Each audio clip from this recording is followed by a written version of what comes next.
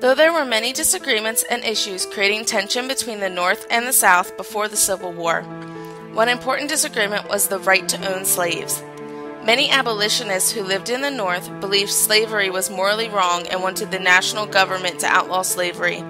The South, however, believed that each state should be allowed to make decisions regarding slavery, due to the fact that the Southern economy still primarily relied on agriculture.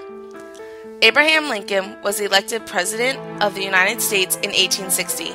Upon his election, he claimed he would take whatever action necessary to keep the Union together, regardless of rising tension and talk of secession in the South.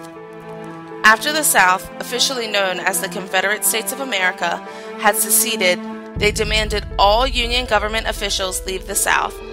This decree caused tensions to boil over, and the Civil War officially began with the Battle of Fort Sumter in Charleston Harbor, South Carolina, on April 12, 1861.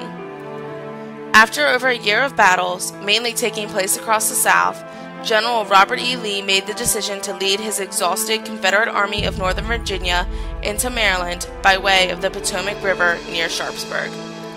The Confederate Army positioned themselves near the Hagerstown Turnpike and Potomac River. They watched overnight as Union troops led by George McClellan assembled in Antietam. Confederate soldiers then crossed Antietam Creek into the battlefield. The Battle of Antietam would be centered in certain locations across the farmland: the Cornfield, East Woods, West Woods, Sunken Road, and Burnside Bridge.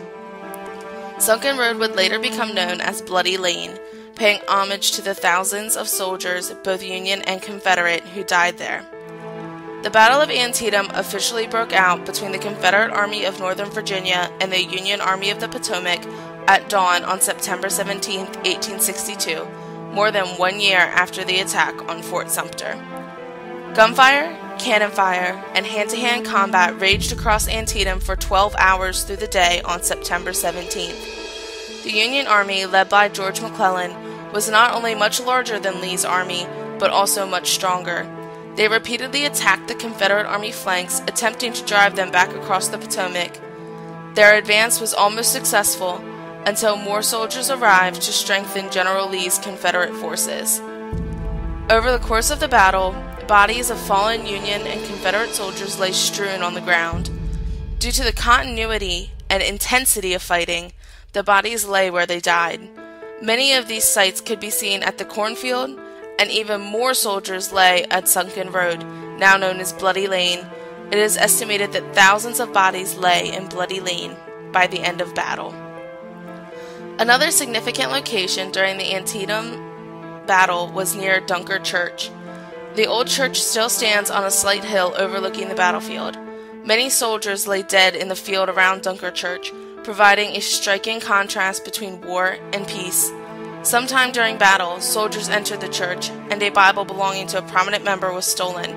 It was returned many years after the Civil War was over. By the end of the day on September 17, 1862, both armies were weak and exhausted. The battle stopped at dusk, and darkness fell across the ravaged farmland. The next day, Union and Confederate soldiers did not fight, but gathered and buried their dead. While some 100,000 soldiers were engaged in battle, there were over 23,000 casualties, those who were dead, wounded, or missing. It is estimated that there were more casualties in the morning on September 17th than in the afternoon and evening combined. Although the casualties were far less than battles to come, namely the Battle of Gettysburg in the summer of 1863, the Battle of Antietam has become known as the bloodiest single-day battle in United States history, a statement that holds true today. Over 3,000 people lay dead. After the day of September 18, 1862, many bodies had been collected from the battlefield. General Robert E. Lee's Confederate soldiers retreated back across the Potomac River on the evening of September 18th, thus ending the Battle of Antietam. Lincoln, knowing the devastation that took place, visited the battlefield. The president recognized the carnage of war and the retreat of the Confederate soldiers as the opportunity he had been waiting for to deliver his Emancipation Proclamation. The Battle of Antietam raged from early morning on September 17th and officially ended with the evening of September 18th. The bloodiest one-day battle in our history will forever live in infamy, as 23,000 casualties were recorded on farmland in western Maryland.